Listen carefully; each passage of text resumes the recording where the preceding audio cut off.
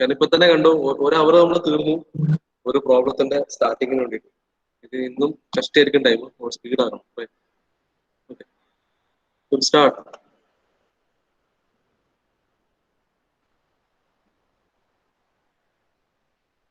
ഇത്തരത്തിലുള്ള 3 കേസസ് നമുക്ക് നോക്കാനുള്ളതാണ്. അപ്പൊ അത് മനസ്സിലുണ്ടാവണം.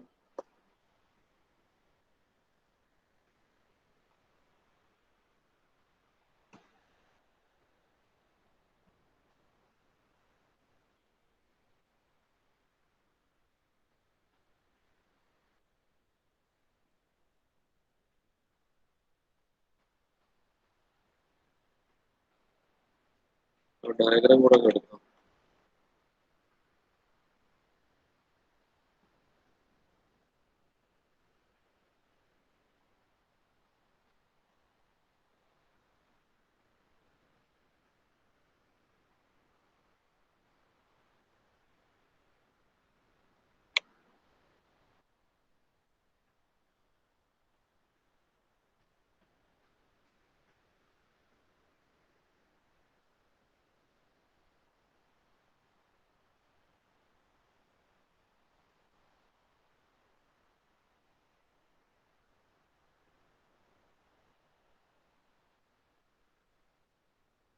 നമ്മുടെ റെഫറൻസിന് വേണ്ടിയിട്ടാണ്.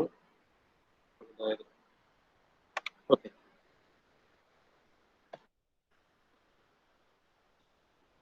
ഓക്കെ. അപ്പൊ നമ്മൾ ഇന്നലെ ജനറലൈസ്ഡ് സ്റ്റെപ്പ് പറഞ്ഞിട്ടുണ്ടായിരുന്നു. സ്റ്റെപ്സ് ഇത്ര മാത്രമേ ഉള്ളൂ.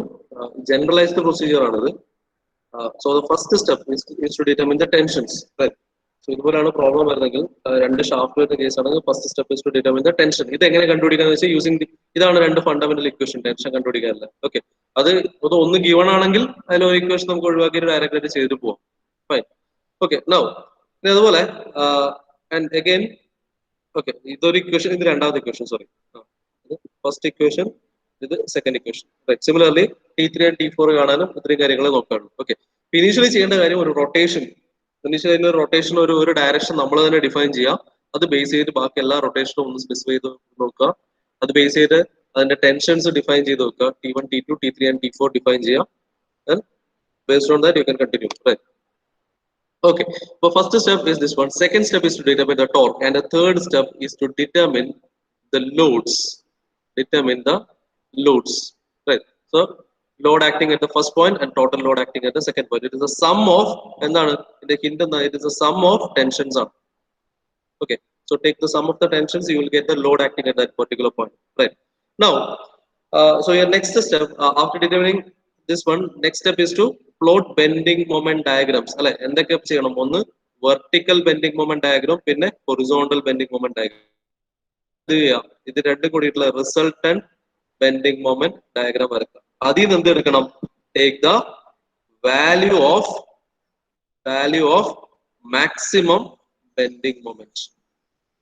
Okay, and then equate that maximum bending moment കിട്ടിയാൽ ഈ bending moment കിട്ടും, and that equivalent കണ്ടെത്തുക. അത് ബേസ് ചെയ്ത് find the M equivalent and T equivalent. Okay, so equate these values with this one with d cube and this one with 5/16. Sorry, 5/16 sigma d cube and 5/16 rho d cube. Okay, you will get the diameter. That's it. Generalized procedure എന്ന് പറയാം. നമുക്ക് ഈ procedure apply ചെയ്യാം. നമ്മൾ ഈ പ്രോബ്ലത്തിന് detail ആയിട്ട് step by step ആയിട്ട് നമുക്ക് ചെയ്ത് നോക്കാം. എന്തെങ്കിലും ഇഷ്യൂസ് ഉണ്ടെങ്കിൽ സ്റ്റോപ്പ് ചെയ്യാം. റൈറ്റ്. ഓക്കെ, ഇങ്ങനെയാണ് ക്വസ്റ്റ്യൻ. ഷാഫ്റ്റ് സപ്പോർട്ടഡ് ബൈ, നമുക്ക് ഡയഗ്രാം ഒക്കെ നമ്മൾ പ്ലോട്ട് ചെയ്തു. പിന്നെ കണ്ടീഷൻ ബേസ് ആയിട്ടുള്ള ഡയഗ്രാംസ് എല്ലാം പ്ലോട്ട് ചെയ്തു. നമുക്കിനി start determining the tens. Right. നമ്മൾ given values T1 is equal to 2.25. Right. So T1 is equal to 2.25 kilonewton. Okay, okay, step by step pattern എടുക്കാം. First we will determine the tensions. Okay, determination of tensions. Okay, so T1 കിട്ടി. നമുക്ക് അത് base ചെയ്ത് നമുക്ക് അതിലെ T2 value കണ്ടെത്താൻ പറ്റുമെന്ന് നോക്കാം. റൈറ്റ്, എല്ലാം കണക്റ്റഡ് ആയിട്ട് പോകും. Right, so we have, so already നമുക്ക് ഇത് കിട്ടിയ സ്ഥിതിക്ക് നമ്മുടെ basic equation is T1 by T2 is equal to e raised to mu theta, or നമുക്കിനെ natural log ആയിട്ട് മൾട്ടിപ്ലൈ ചെയ്തതിനെ നോർമൽ ലോഗിലേക്ക് മാറ്റുകയാണെങ്കിൽ this will be equal to 2.3 log 10, log to the base 10 ആണ് log T1 by T2 is equal to mu theta എന്ന് കിട്ടും. Right. Now where നമുക്ക് നോക്കാം, നമുക്ക് ഇവിടെ കണ്ടെത്തേണ്ടത് T2 വാല്യൂ ആണ്. Right. Now your mu is given. So mu is the coefficient of friction and it is 0.24. Right. And theta is 180 degree. അല്ലെ 180 degree, അത് ഡിഗ്രിയിലാണല്ലേ, you have to convert it into radians. അല്ലെ ഇത് ഇങ്ങനെ എങ്ങനെ ചെയ്യുന്നു ചോദിച്ചാൽ യുവർ 180 ഡിഗ്രി എന്ന് പറയുന്നത് it is nothing but pi ആണ്. അല്ലെ അപ്പൊ ഞാൻ ജനറലൈസ്ഡ് കൺവേർഷൻ പറയാം. അപ്പൊ നമുക്ക് ഇപ്പൊ ഫോർ എക്സാമ്പിൾ ഇത് 180 ആയതുകൊണ്ട് നമുക്ക് പൈ തന്നെ എടുത്തിട്ട് theta is nothing but theta you can take it as pi ആയിട്ട് നമുക്ക് മുന്നോട്ടേക്ക് പോവാം. അല്ലെ ഇനി നേരെ മറിച്ചത് 180 അല്ല 40 ഡിഗ്രി അല്ലെങ്കിൽ ഒരു 50 അല്ലെങ്കിൽ 120 ഡിഗ്രി എന്നൊക്കെയാണ് ക്വസ്റ്റൻ എങ്കിൽ എങ്ങനെ കാണാന്ന് വെച്ചാൽ 180 degree is pi. That means 1 degree എന്ന് പറയുന്നത് pi by 180 ആണ്. അങ്ങനെ ആവുമ്പോൾ ഒരു ഇപ്പൊ if suppose you are asked to find 120 degree then pi by 180 into 120 എടുത്തു കഴിഞ്ഞാൽ മതി. ഇതാണ് എന്റെ generalised conversion method. Okay, just പറഞ്ഞതേ ഉള്ളൂ, ഒരു ഇതെല്ലാവർക്കും അറിയുന്നതായിരിക്കും.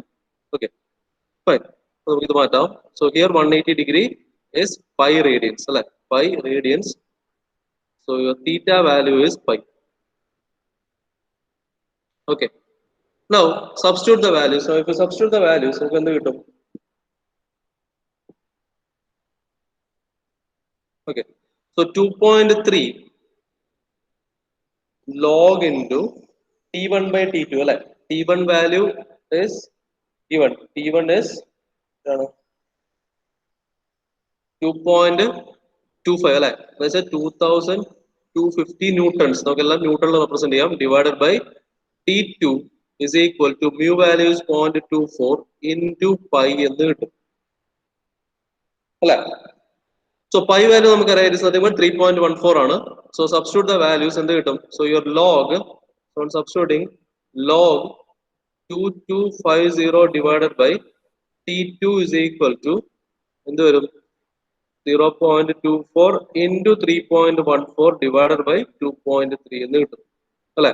സൊല്യൂഷൻ കിട്ടിക്കഴിഞ്ഞാൽ അതിന്റെ ആന്റി ലോഗ് എടുക്കുക, then find the value of T2. Okay, ഇതിന്റെ ഈ ഒരു പോർഷന്റെ ആന്റി ലോഗ് എടുക്കുക and 2250 divided by the anti log value എടുക്കുക, we will get the value of T2. ചെയ്ത് നോക്കി എത്ര കിട്ടി നോക്കി. 1.057 kilonewton കിട്ടും.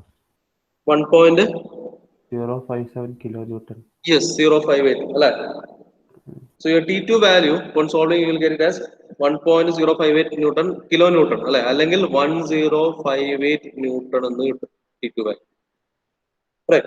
So നമ്മുടെ ഫസ്റ്റ് പാർട്ട് നമ്മൾ കഴിഞ്ഞു അല്ലെ, എന്ന് വെച്ചാൽ ഫസ്റ്റ് പോർഷനിലെ രണ്ട് ടെൻഷൻ വാല്യൂസ് ആയി T2 നമുക്കറിയാം 10, T2 നമ്മൾ കണ്ടെത്തി, അതേപോലെ T1ന്റെ വാല്യൂ നമുക്കറിയാം it is 2250 newton. Okay, first പോർഷനിലായി. ഇനി നമ്മൾ എന്തിനാണ് ശരിക്കും ടെൻഷൻ കണ്ടെത്തിയ ആ പെർട്ടിക്കുലർ പോയിന്റിലെ ലോഡ് കണ്ടെത്താനാണ് അല്ലെ.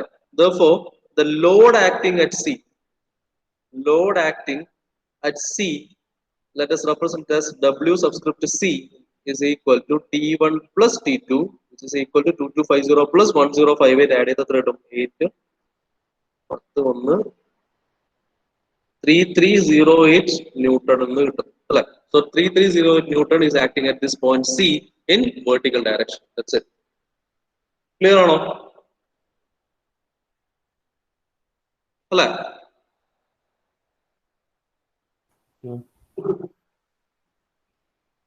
ഓക്കെ അല്ലേ എല്ലാവർക്കും?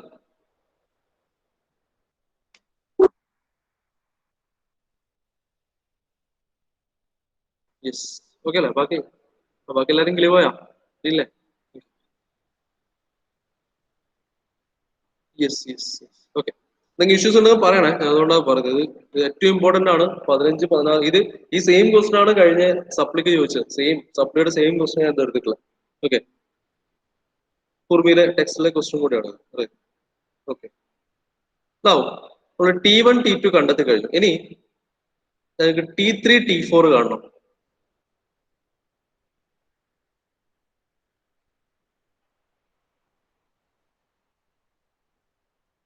ടോർക്ക് സെയിം അല്ലേ?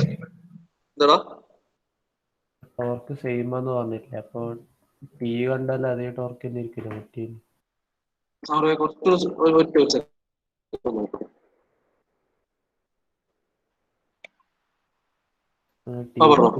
T3 ഒന്നും തന്നിട്ടില്ലല്ലോ, ടെൻഷൻ അല്ലേ തന്നിട്ടുള്ളൂ. T3 തന്നിട്ടില്ല. അതെ, T3 ഇല്ല, T4 തന്നിട്ടില്ല. അങ്ങനെ അപ്പൊ മറ്റേ ടോർക്ക് തന്നെ എടുക്കണ്ടേ? T1 മൈനസ് T2 ഇൻറ്റു ആറ് എടുത്തപ്പോരെ? യെസ് എക്സാക്ട്ലി അങ്ങനെ തന്നെ പോട്ടെ. ഞാൻ പറയാം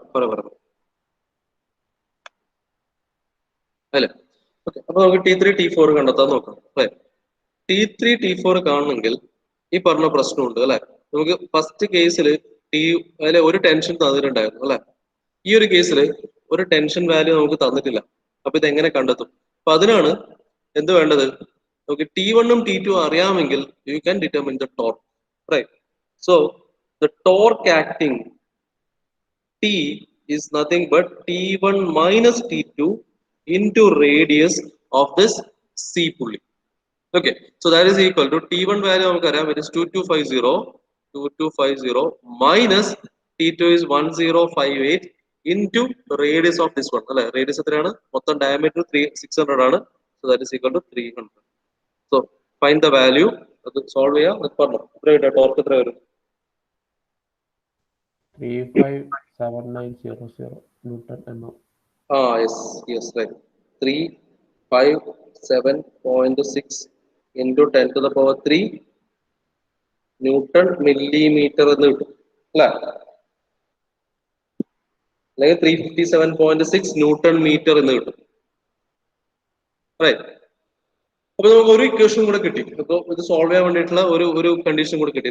ഇനി നമുക്ക് നോക്കാം എങ്ങനെ T3 T4 കണ്ടെത്തും നോക്കാം. Again see this torque T is also equal to question specific ആയിട്ട് ഏറ്റവും ലാസ്റ്റ് സ്റ്റേറ്റ്മെന്റിൽ പറഞ്ഞത് സെയിം ടോർക്ക് ആണ് അല്ലെ. assume that the torque on one pulley is equal to that on the other pulley, right. Same torque തന്നെയാണ് transfer ചെയ്യപ്പെടുന്നത്, same ഷാഫ്റ്റിലൂടെ തന്നെയാണ്, അതുകൊണ്ട് same torque തന്നെ വരും. ഓക്കെ, അപ്പൊ ഇത് അല്ലാത്ത കേസിലും ഇനിയിപ്പോ ഇങ്ങനെ സ്പെസിഫിക് ആയിട്ട് ക്വസ്റ്റിൽ പറഞ്ഞിട്ടില്ലെങ്കിലും ഇങ്ങനെ തന്നെയാണ് എടുക്കേണ്ടത്, assuming that same torque is being transferred. Okay, so for the T value, T is equal to എന്താണ്? T3 minus T4 into radius of D pulley. Right. Now, your torque value നമുക്കറിയാം, it is 357.6 into 10 to the power 3 is equal to T3 minus T4 into radius. എത്രയായിരുന്നു? Radius of small pulley എത്രയാണ്? 400 അല്ലേ. Sorry, 200, right, into 200. Right. Okay, അപ്പൊ ഇതൊരു equation ആയി. Okay, let this be my first equation. Again, we have one more relationship, that is T3 divided by T4. അല്ലെങ്കിൽ നമുക്ക് expand ചെയ്തിരുന്നതാണ് 2.3 log T3 by T4 is equal to mu into theta. Right. ക്വസ്റ്റ്യനിൽ വളരെ specific ആയിട്ട് പറഞ്ഞിട്ടുണ്ട് എന്താണ്? Okay, the angle of contact for both the pulleys is 180 degree and coefficient of friction is 0.24. Okay, angle of contact രണ്ട് പുള്ളിയുടെ കേസിലും same ആണ് value. Right. അങ്ങനെ സ്പെസിഫിക് ആയിട്ട് പറഞ്ഞുകൊണ്ട് തന്നെ you can take that same value. Okay, so that is equal to 2.3 log T3 by T4 is equal to mu theta. Mu value 0.24 ആണ് into theta pi ആണ് 3.14. Okay, ഇത് solve ചെയ്ത് കഴിഞ്ഞാൽ you will get a relationship T3 is equal to something into T4. Okay, substitute the values in equation 1, substitute the value in 2 in 1, substitute ചെയ്യാം, find T3 and T4. So ചെയ്തോ, പെട്ടെന്ന് ചെയ്തോ. Find the value of T3 and T4.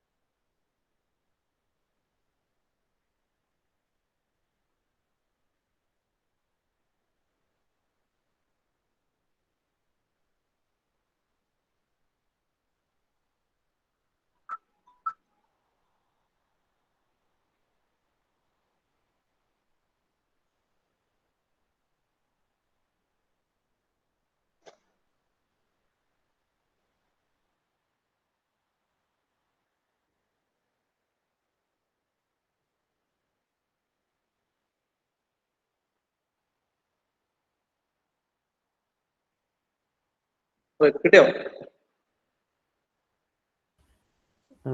1586 newton. ഏതാണ് T3? T4? T4. Yes. Okay. 1588. അല്ലേ? So T4 value is 1588 Newton. T3 എത്ര കിട്ടി?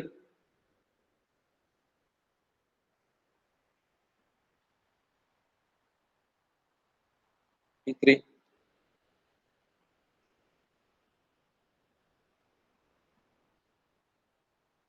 3374.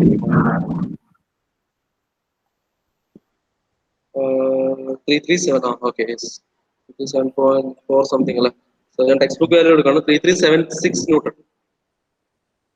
Right. 3376 Newton.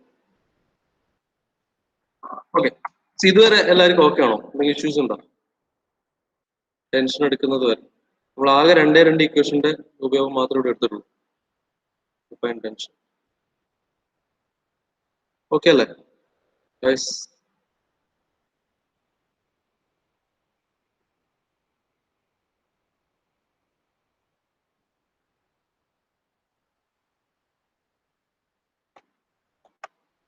ഇവിടെ നിങ്ങളിവിടെ ഇല്ലേ?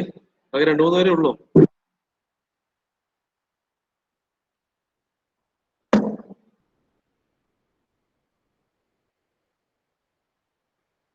വസീം ഇവിടെ ഉണ്ടോ? വസീം വസീം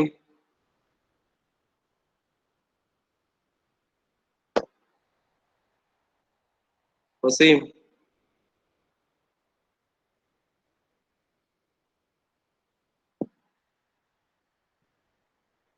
അമലെ വിളിക്കാൻ വേണ്ടി പോയിട്ടുണ്ടല്ലോ. അമല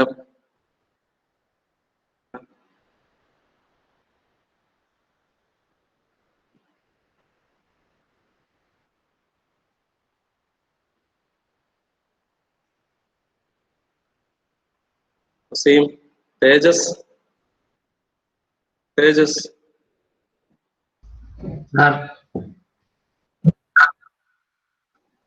ഉണ്ടല്ലേ?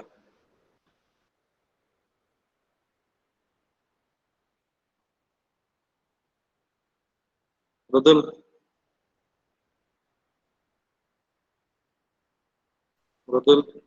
Sir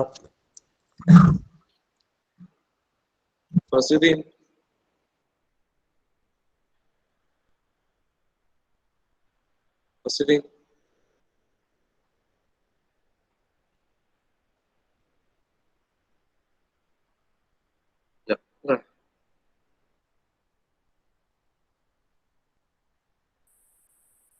Jijo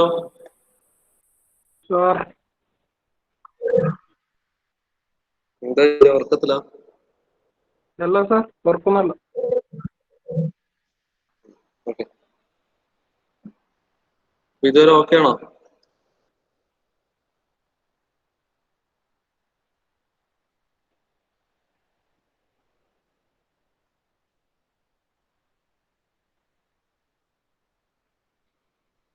okay. വസീമ മോനെ ഈ അവർ അറ്റൻഡൻസ് ഉണ്ടാവില്ല കേട്ടോ.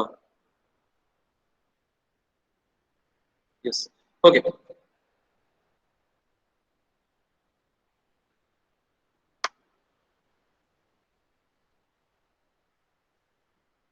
ഓക്കെ. ഇസപ്പോ ടെൻഷൻ T3 ആൻഡ് T4 കൂടെ കിട്ടി അല്ലേ? നോ, ഇനെന്ത് വേണം? ടെൻഷൻ നമ്മൾ കണ്ടുപിടിക്കുന്നത് is to determine the load acting at that point, right? So your load acting at point point D, right? So for the load at D is equal to sum of T3 and T4. Okay, so if you add this one, you get the value as 4964 Newton.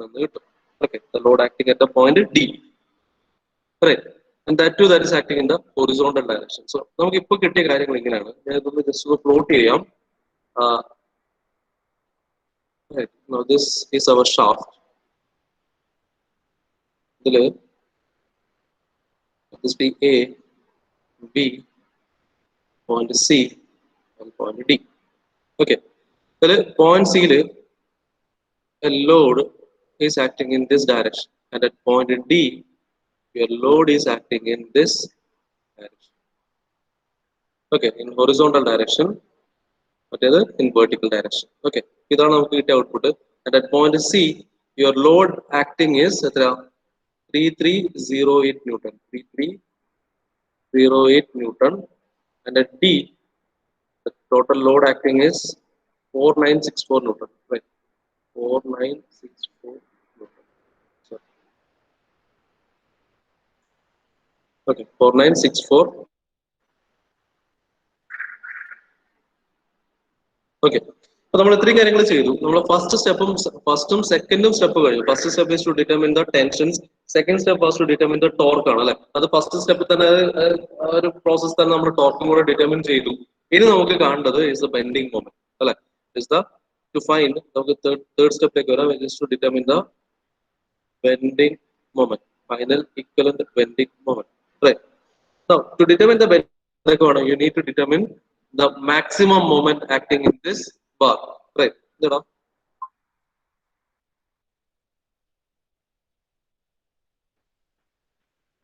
Nice. Okay. So, determine the bending moment.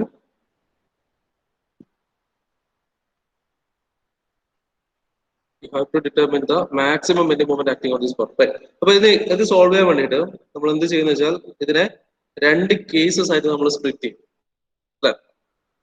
നമുക്ക് അതിലേക്ക് വരാം. ഇതിന്റെ case one horizontal vertical എടുക്കാം. Okay, vertical loading condition.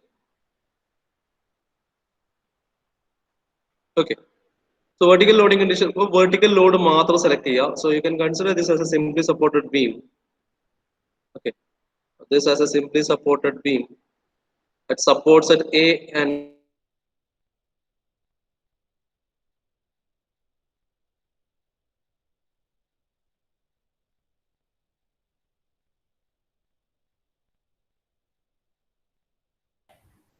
Hello, കട്ടായി.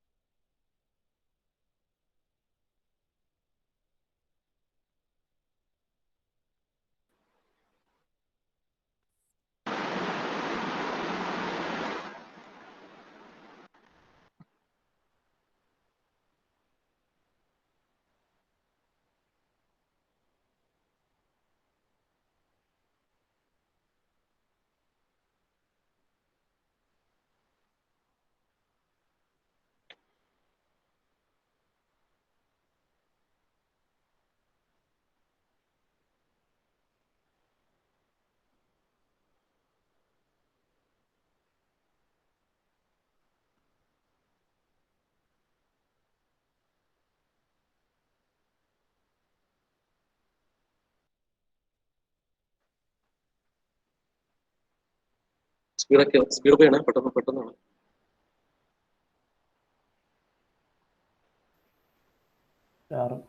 ഒന്നുകൂടെ പറയാം, അതും കേട്ടില്ലേ.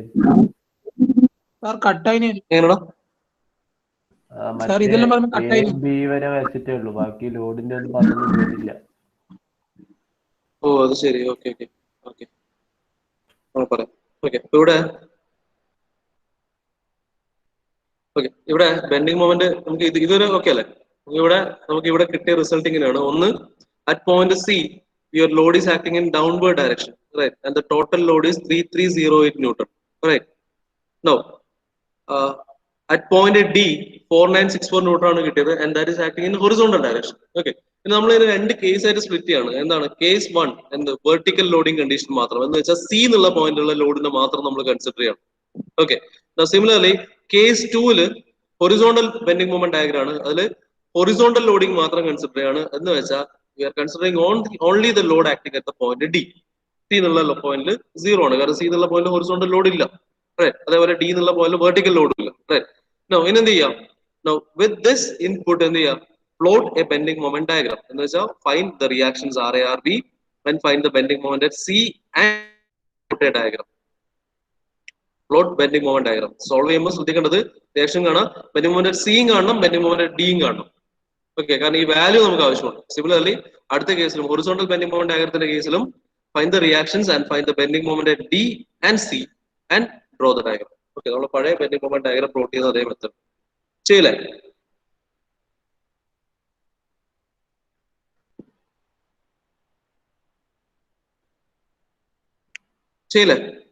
പെട്ടെന്ന് റിയാക്ഷൻസ് കാണാം, രണ്ട് പോയിന്റിലെ ബെൻഡിങ് മൊമെന്റ് കാണാം. അത് മറന്നോ? ബെൻഡിങ് മൊമെന്റ് ഡയഗ്രം മറന്നോ?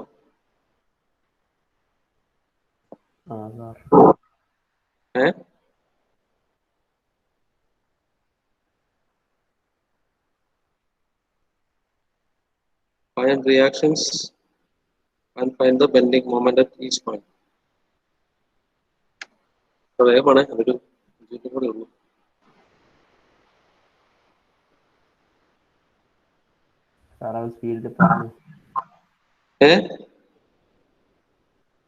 എങ്ങനെ കേട്ടില്ല? പെട്ടെന്ന് പറഞ്ഞു. അതൊന്ന് പറയണമെന്നല്ലേ? സൗരവാ RARB കണ്ടുപിടിച്ചിട്ട് ആക്കല്ലാണ്ട്. അതെ അതെ,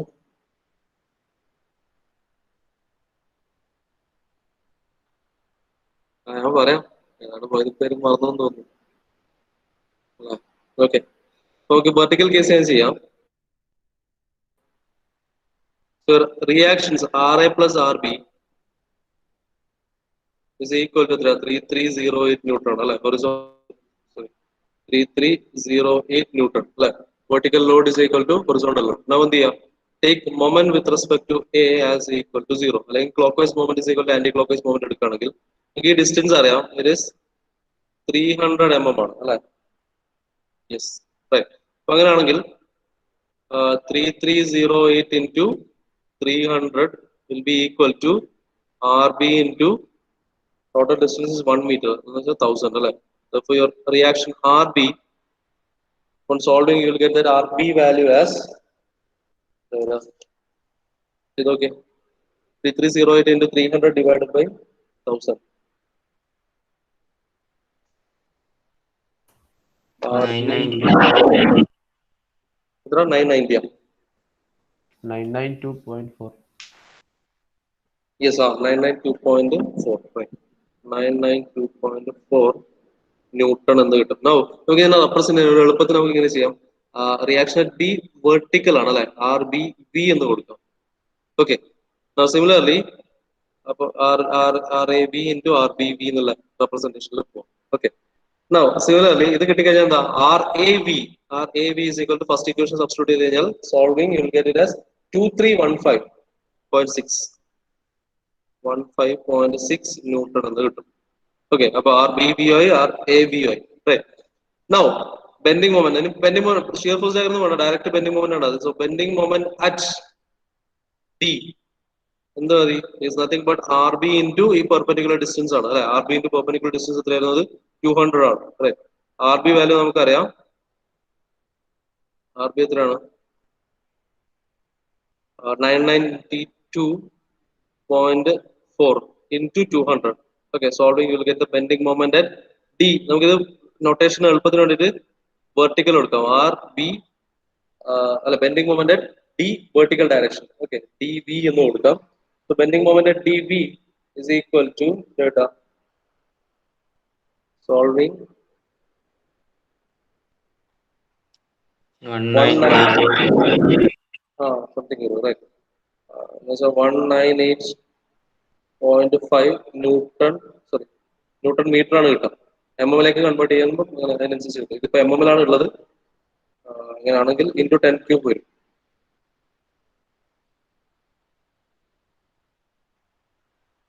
$198.5 into 10 to the power 3 Newton millimeter എന്ന് കിട്ടും. Right. Now similarly, bending moment at C vertical. Okay, bending moment at C vertical ഇതേപോലെ തന്നെ സോൾവ് ചെയ്ത് കഴിഞ്ഞാൽ എന്താ വരിക? ഇൻറ്റു ഈ ടോട്ടൽ ഡിസ്റ്റൻസ് വരും അല്ലെ? RB ഇൻറ്റു അല്ലെങ്കിൽ RA ഇൻറ്റു ഈ 300 എടുത്താലും മതി. എങ്ങനെയാലും ആ പോയിന്റ് ബെൻഡിങ് മൊമെന്റ് ആണ് കിട്ടട്ടെ അല്ലെ?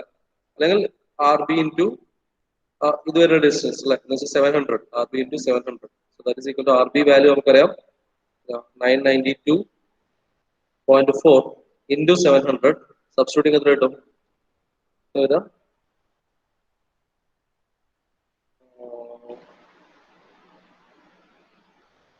Bending moment at C 694.7 into 10 to the power 3 Newton millimeter എന്ന് കിട്ടും. Right.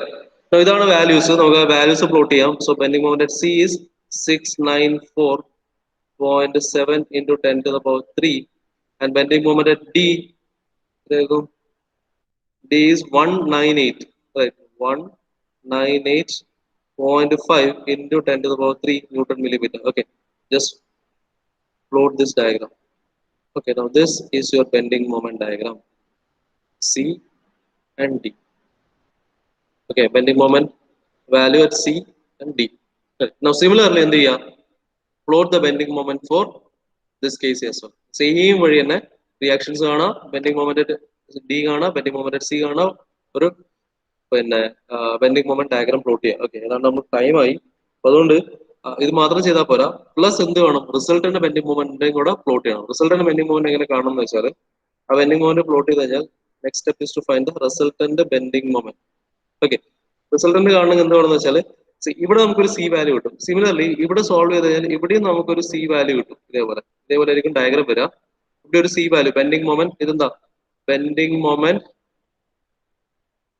at C horizontal ആണ്. ഇതേപോലെ bending moment at D horizontal ആണ്.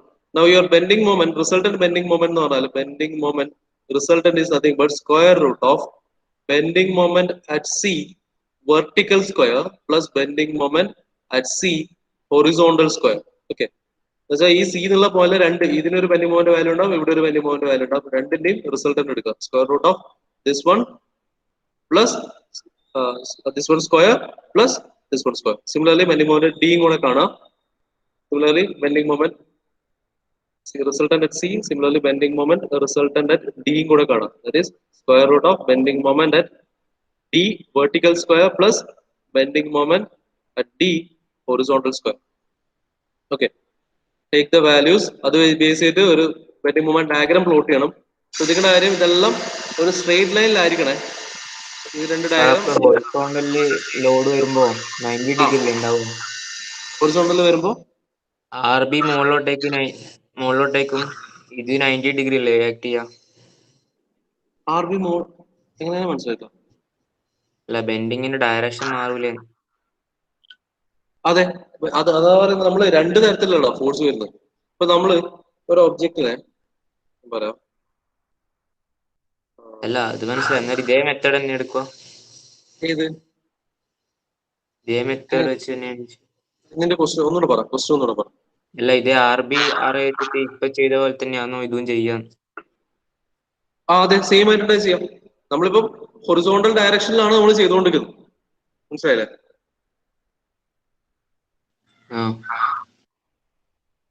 എന്ന് വെച്ചാ ഞാൻ കാണിച്ചുതരാം.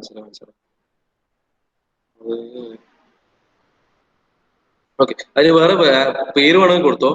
അല്ല പേര് വേറെ തന്നെ നമ്മൾ കൊടുക്കുക. ഇവിടെ എന്താ, ഇവിടെ R A vertical plus R B horizontal ആണ്. ഈ ഒരു കേസിൽ എന്തായിരിക്കും, R A horizontal plus R B horizontal is equal to this one. Right. Similarly moment എടുക്കുക എന്ന് വെച്ചാൽ ഫസ്റ്റ് കേസിൽ, ഇതിന്റെ കേസിൽ 3308 കേസിൽ your reaction is in this direction അല്ലെ. സെക്കൻഡ് കേസ് എടുക്കുമ്പോൾ നിങ്ങളുടെ റിയാക്ഷൻ എന്ന് പറയുന്നത് ഈ ഡയറക്ഷനാണ് ഉണ്ടാവുക. തന്നെയല്ലേ ചോദിച്ചത്?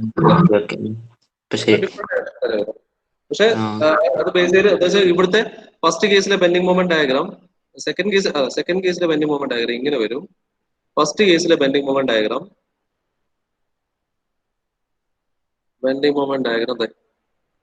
ഇങ്ങനെ വരും അല്ലെ. എന്നിട്ട് ഇതിന്റെ രണ്ടിനെയും കൂടെ ഈ ഒരു പോയിന്റിൽ കിട്ടുന്ന വാല്യൂ ഈ പോയിന്റേയും റിസൾട്ടന്റ് വാല്യൂ നമ്മൾ പ്ലോട്ട് ചെയ്യും. അതാണ് അവിടുത്തെ ഫൈനൽ വാല്യൂ വരെ. ഓക്കെ. സിമിലർലി ഈ ഡിയിൽ വരുന്ന പോയിന്റിന്റെയും ഈ ഡിയിൽ വരുന്ന പോയിന്റും റിസൾട്ടന്റ് പ്ലോട്ട് ചെയ്യും. ആ ഫൈനൽ വാല്യൂടെ ഏതാണ് മാക്സിമം വരിക അതാണ് എന്റെ ഫൈനൽ ബെൻഡിങ് മൊമെന്റ്. ഓക്കെ. ഇപ്പൊ റിസൾട്ടന്റ് വരെ ചെയ്യാം, നിർബന്ധമായിട്ട് ചെയ്യണേ. ഈ 40 മിനിറ്റുള്ള പ്രശ്നങ്ങളാണ് ഇതൊക്കെ. ഞാൻ ആദ്യം പറഞ്ഞിട്ടുണ്ടായിരുന്നു, ലാസ്റ്റ് ആകുമ്പോൾ നമുക്ക് ഇനി പണി കിട്ടുക. ഓക്കെ. ഒരു പ്രോബ്ലം കൊണ്ടാണ് നമ്മൾ ഇരിക്കുന്നത്. ഇതേപോലത്തെ